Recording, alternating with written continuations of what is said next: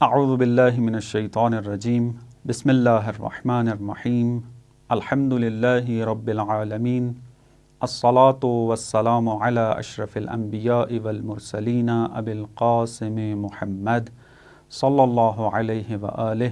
والائمة الطیبین الطاہرین المعصومین لا سیما بقیت اللہ فی الارضین روحی وارواحنا لہ الفداء اما بعد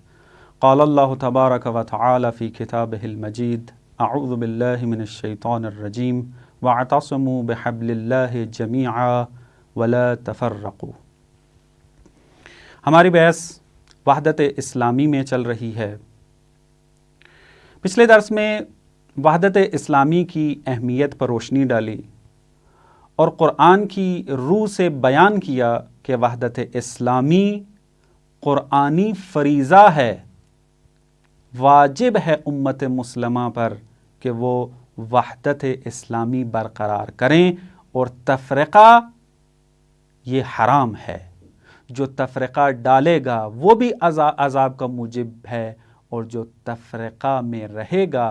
اور اس کو حل کرنے کی کوشش نہیں کرے گا وہ بھی عذاب الہی میں مبتلا ہوگا۔ جیسا کہ یہ بھی عرض کیا تھا آپ کی خدمت میں کہ وحدت اسلامی، وحدت عقل سلیم کا تقاضا ہے، لہٰذا ہر گروہ کا نعرہ یہ ہے کہ ہم بھی وحدت کے داعی ہیں، ہم بھی چاہتے ہیں کہ امت مسلمہ واحد بنے۔ لہٰذا آپ دیکھتے ہیں کہ بعض افراطی گروہ کہ جو دوسروں کو کافر ٹھہراتے ہیں اور اسی کفر کے فتوے کی وجہ سے قتل و غارت کرتے ہیں، وہ بھی اپنی کتابوں میں وحدت کا نعرہ لگاتے ہیں، امت مسلمہ کو ایک کرنے کی دعوت دیتے ہیں، اور بعض اسٹریٹجیاں قائم کرتے ہیں کہ امت مسلمہ واحد بنے۔ لیکن جب ہم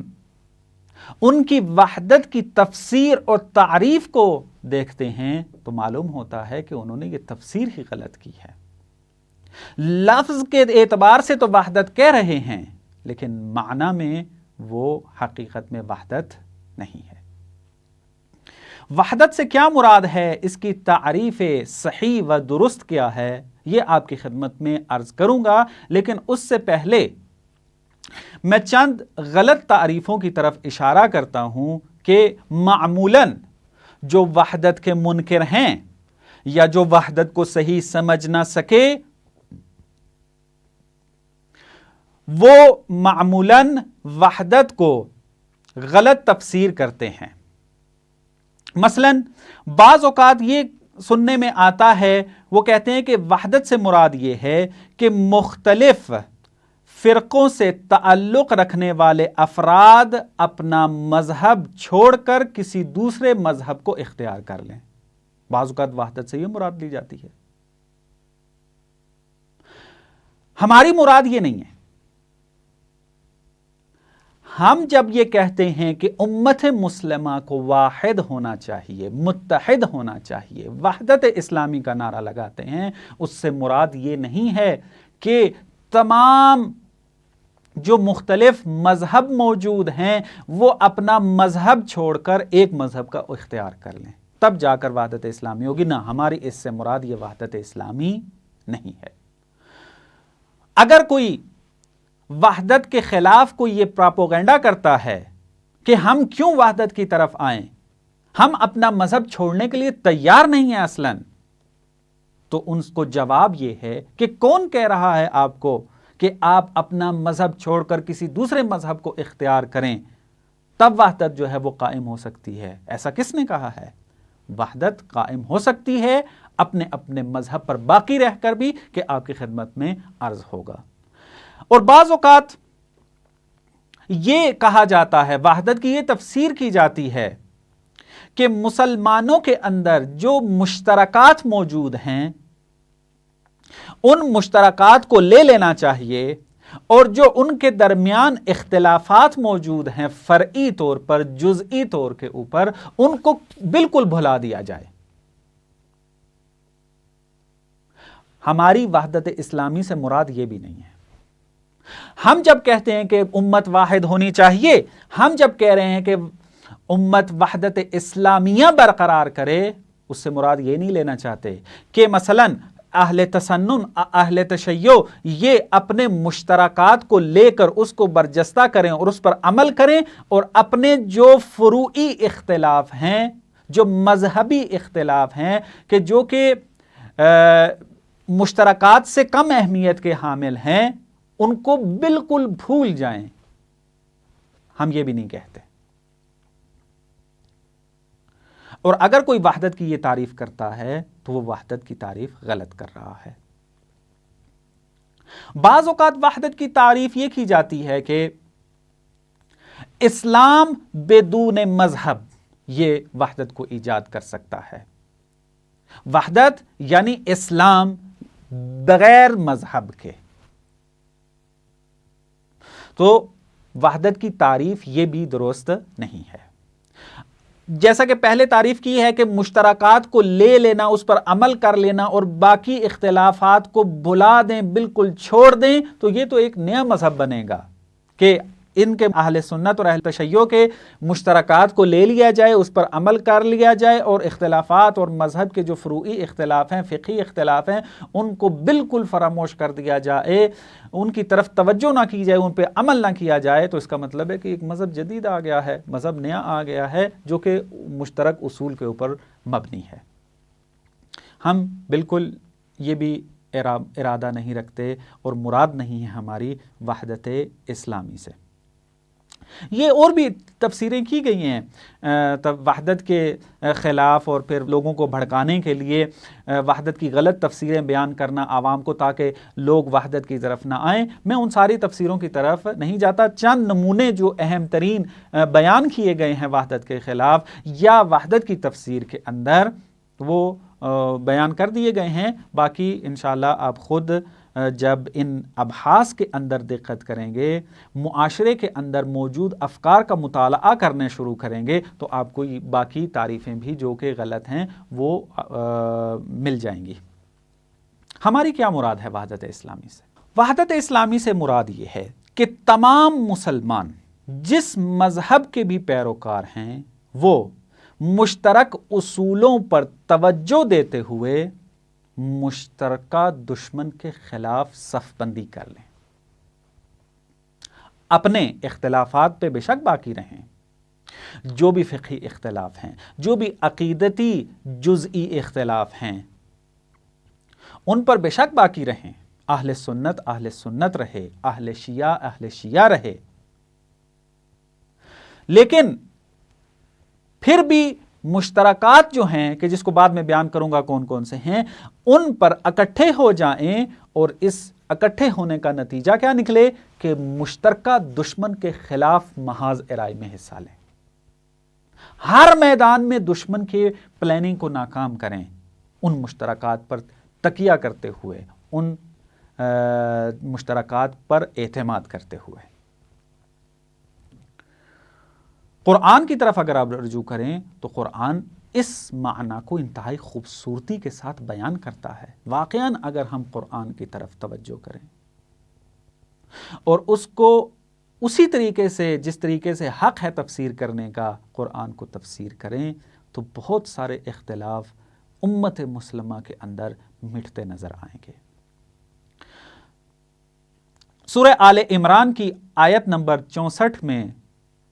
یوں ارشاد ہو رہا ہے، اعوذ باللہ من الشیطان الرجیم، قل یا اہل الکتاب تعالوا الی کلمۃ سواء بیننا وبینکم الا نعبد الا اللہ ولا نشرک بہ شیئا،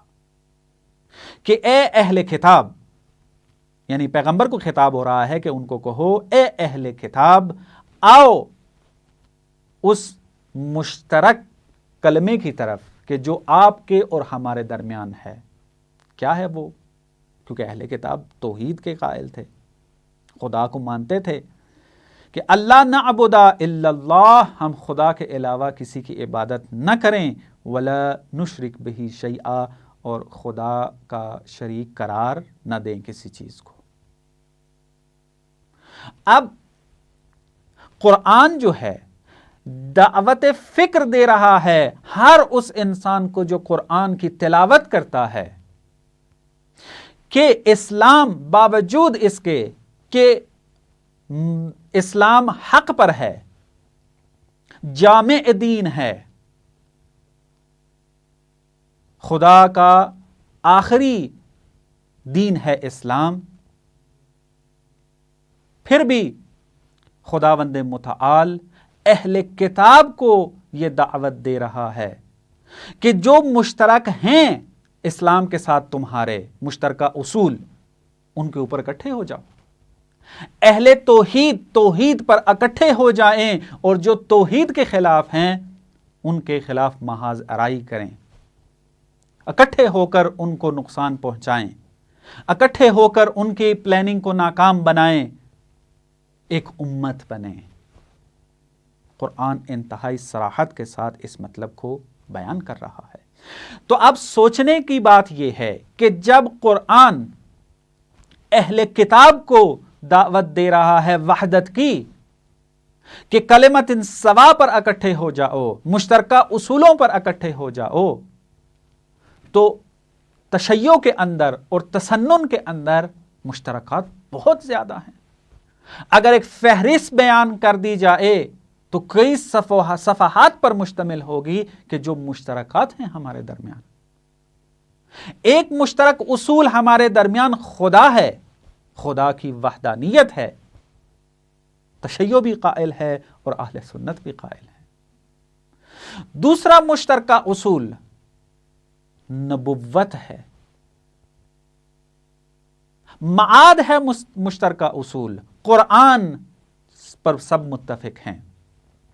قبلہ ایک ہے، اور ضرورات دین ایک ہیں۔ تسنن بھی نماز کا قائل ہے اور تشیع بھی، روزہ، حج، زکوٰۃ، تمام یہ جو ضروریات دین ہیں اصل کے اندر ان میں کوئی اختلاف نہیں ہے، اگرچہ بعض فقہی اختلاف ہیں، عرض کیا کہ وہ باقی اگر رہتے بھی ہیں پھر بھی وحدت سے یہ مانے نہیں ہیں، وحدت کو نہیں روکتے یہ۔ بس اسی طریقے سے ایک اور جو محور وحدت کا ہے وہ ہے اہل بیت۔ اہل بیت سے اہل سنت بھی محبت کرتے ہیں اور تشیع بھی،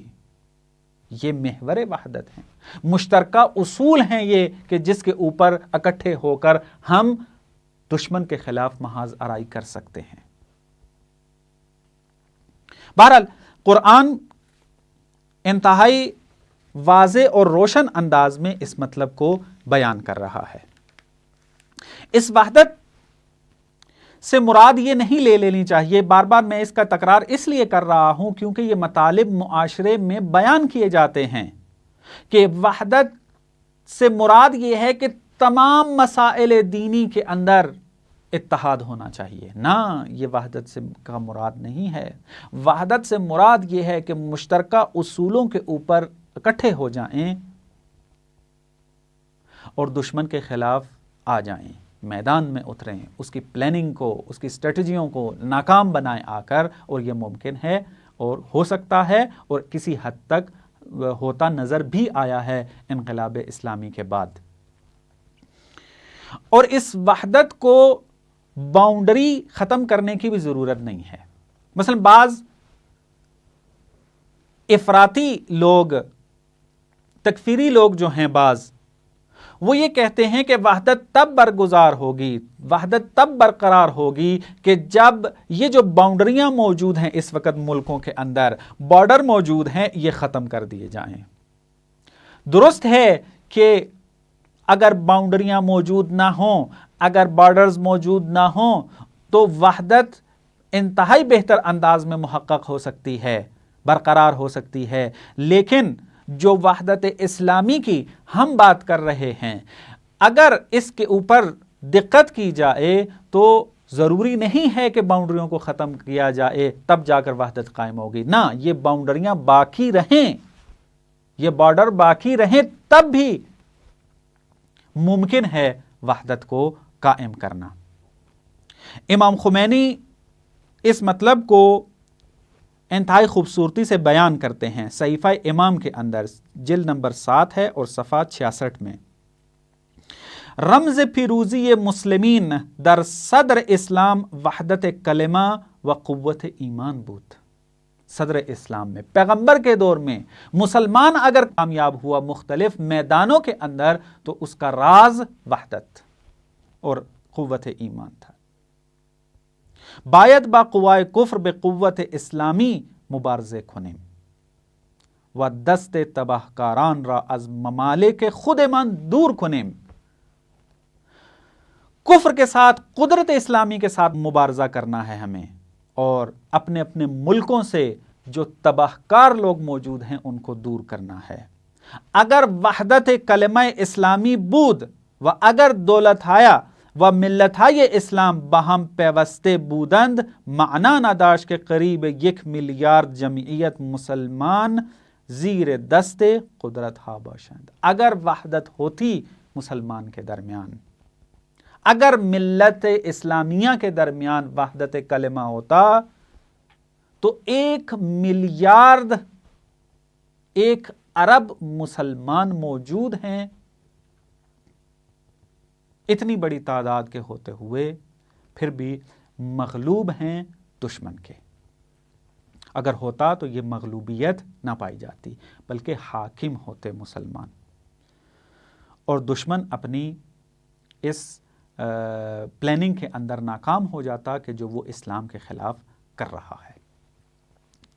بعض اوقات وحدت کے اس معنی کو خراب کرنے کے لیے یہ فکر دی جاتی ہے کہ وحدت کا یہ نعرہ اس قسم کا یہ سیاسی و اجتماعی ٹیکٹک ہے، ضرورت کا تقاضا ہے۔ چونکہ ضرورت تقاضا کر رہی ہے، مجبوری ہے، اس وجہ سے وحدت کا نعرہ لگایا جا رہا ہے۔ ہم صراحت کے ساتھ یہ اعلان کرتے ہیں اور ہمارے بزرگان نے بھی یہ اعلان کیا ہے،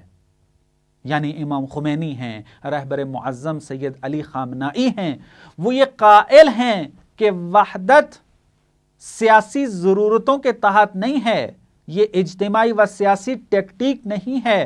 بلکہ قرآنی مطالبہ ہے اور ہمیں اس مطالبے پر عمل کرنا ہے، جیسا کہ قرآن سے بیان کیا ہے۔ قرآن نے تو امت مسلمہ کے شیعہ اور سنی میں بٹنے سے پہلے وحدت کی طرف دعوت دی ہے، جس طرح کے مختلف آیات آپ کی خدمت بیان کی ہیں، اور اس سے ہٹ کر بھی بہت ساری آیات موجود ہیں کہ آپ خود اس کی مطالعہ اور تلاوت کریں گے اور دقت کریں گے اس کے اندر۔ دعوت فکر ہے یہ کہ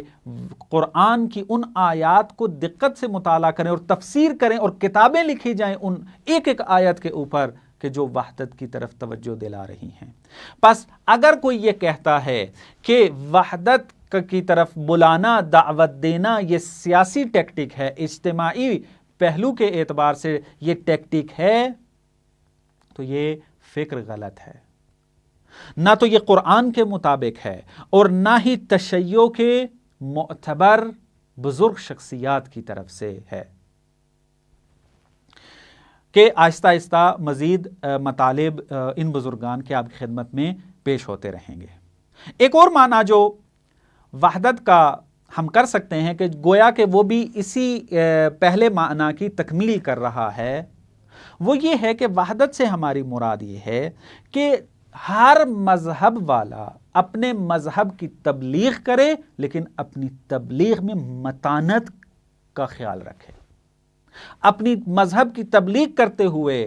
دوسروں کے حق میں گستاخی نہ کرے، دوسروں کو گالیاں نہ بکے، دوسروں کی توہین نہ کرے، دوسروں کے مقدسات کی توہین نہ کرے۔ ہو سکتا ہے کہ ایک معاشرے میں، ایک ملک کے اندر مختلف مذاہب ہوں اور وہ اپنے مذاہب کی تبلیغ بھی کریں اور ان کے درمیان کوئی جنگ نہ ہو، ان کے درمیان دشمنی ایجاد نہ ہو، عناد پیدا نہ ہو ان کے درمیان، ممکن ہے ایسا۔ فقط یہ کہ دوسروں کے مقدسات کی توہین نہ کریں۔ اپنے مذہب کو تبلیغ کرتے ہوئے دوسروں کو تحقیر و تمسخر نہ کریں تو وحدت برقرار ہو سکتی ہے، معاشرے میں کبھی مشکل ایجاد نہیں ہوگی، ہر کوئی سکون سے اپنی زندگی گزار سکتا ہے، اپنے مذہب پر باقی رہ سکتا ہے، ہر کوئی اپنے اپنے دلائل بیان کرے، اہل سنت آئے اپنے مذہب کے دلائل بیان کرے، تشیع آئے میدان میں اپنے دلائل بیان کرے، اور پھر مخاطب ان دلائل کو سن کر خود فیصلہ کرے کہ میں نے کس طرف جانا ہے، اور پھر اس انتخاب کو آزاد رکھا جائے اور کفر کے فتوے نہ لگائے جائیں، توہین نہ کی جائے۔ اس معنی کے اوپر بھی قرآن انتہائی واضح اور روشن انداز میں اشارہ کر رہا ہے۔ دیکھیں سورہ نحل کی آیت نمبر 125، اعوذ باللہ من الشیطان الرجیم، ادعو الی سبیل ربک بالحکمت والموعظۃ الحسنہ وجادلہم باللتی ہی احسن، کہ اپنے پروردگار کی طرف پکارو حکمت کے ساتھ، نصیحت، اچھی نصیحت کے ساتھ، موعظہ حسنہ کے ساتھ، اور ان کے ساتھ اگر بحث اور مجادلہ کرنا ہے تو احسن طریقے سے انجام دو، جو طریقہ احسن ہے اس کے مطابق۔ اگر ہم قرآن کے اس اصول کے مطابق چل پڑیں، خدا نے جو یہ قانون بیان کیا ہے تبلیغ دین کا، اس قانون کو مد نظر رکھیں، اس پر عمل پیرا ہو جائیں، فقط اس آیت کو اپنا سرنامہ بنا لیا جائے اور اس کو دیکھتے ہوئے تبلیغ دین کرے، تبلیغ مذہب کرے اپنی، تو کبھی بھی معاشرے میں شدت پسندی ایجاد نہیں ہوگی، کبھی بھی تفرقہ نہیں ہوگا، کبھی بھی دشمنی ایجاد نہیں ہوگی۔ ادعو الی سبیل ربک بالحکمت والموعظۃ الحسنہ، حکمت کے ساتھ پکارو، موعظہ حسنہ کے ساتھ پکارو، وجادلہم باللتی ہی احسن، اور اگر بحث کرنی ہے تو بحث بھی احسن طریقے والی کرو۔ والسلام علیکم ورحمۃ اللہ وبرکاتہ۔